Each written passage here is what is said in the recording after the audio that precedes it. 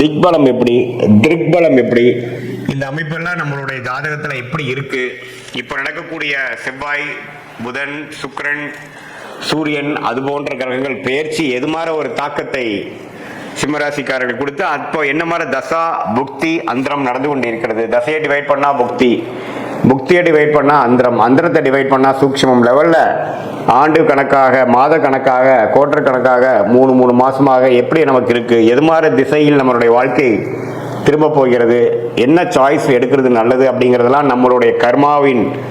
வழியில் நம்ம தெரிந்து கொண்டு அதுக்கு தகுந்த மாதிரி வாழ்க்கையில் முயற்சிகளும் வாழ்க்கை சம்பவங்களையும் நம்ம அமைச்சு கொண்டு வேணால்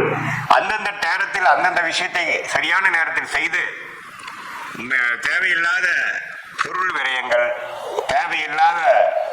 சமய விரயங்களை தவிர்த்து நம்மளுடைய கர்மாவின் அடிப்படையிலான பிராப்தங்களையும் கர்மாவின் அடிப்படையிலான தோஷங்களையும் தெரிந்து கொண்டு அதுக்கு தகுந்த மாதிரி வாழ்க்கையை அமைத்து கொண்டேயானால் தேவையற்ற நம்மளுடைய மன சஞ்சனங்கள், தேவையற்ற முயற்சிகள், நீங்களே உங்களுடைய பிராப்தங்கள் தெரிந்து அதுக்கு தகுந்த போனாவே உங்களுக்கு தெரியும் எது மாதிரி விஷயங்கள் வேகமாக நடக்குது, எது மாதிரி விஷயங்கள் நமக்கு நம்ம இழுபறியாக இருக்குது, எது கர்மாவை நம்மளுடைய நேர் டைரக்ஷன்ல போற மாதிரி இருக்கு, எது எதிர்நீச்சல் போட வேண்டியதா இருக்குதுங்கிறது உங்களுக்கே நம்ம சொன்ன பலன்கள் செஞ்சு வாழ்க்கையில செய்யறப்பவே அதோட ரிசல்ட் தெரிஞ்சு அது கரெக்டா இல்லையான்னு நீங்களே தெரிஞ்சுக்கலாம். ஸோ சயின்டிபிக் வேதிக் அஸ்ட்ராலஜி முறையில